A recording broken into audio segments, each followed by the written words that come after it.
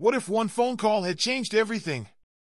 Imagine a world where Princess Diana never took that fateful trip to Paris, her life unfolding in ways we could only dream.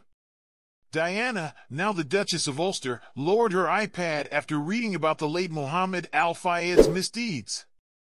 At 63, her life in the picturesque Cape View vineyard was a far cry from the intense scrutiny of her younger years. Married to Robert, the 14th Duke of Ulster, Diana found peace among the sunlit vines of their South African estate. But memories of 1997 lingered, particularly the moment MI5 warned her about Fayed Sr.'s unsettling activities. She was about to embark on a yachting holiday with Dodi Al Fayed when a call from MI5's deputy director made her reconsider. The allegations against Mohammed Al Fayed, ranging from harassment to espionage, convinced her to decline Dodi's invitation to Paris, opting to stay in St. Tropez instead. That decision marked the beginning of a very different future. With Dodi left behind, Diana's life veered into new territories. Her charm and star power did not go unnoticed by the British government, who appointed her as a trade envoy, opening doors in diplomatic circles worldwide. As Diana found her place, the press began to see her in a new light. Gone was the image of a scheming socialite. She emerged as a key figure in diplomacy, with Time magazine even praising her negotiation skills. Invitations from the royal family followed, including a pivotal visit to Sandringham, where she and the Queen bonded over stories of world leaders.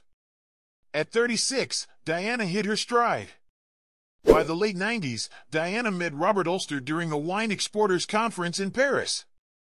The quiet vineyard owner from South Africa captivated her in ways the glamour and chaos of her former life never did.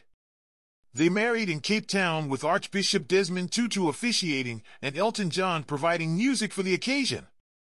A simpler life took shape, one filled with farm work, spiritual pursuits, and very little of the opulence once associated with the princess.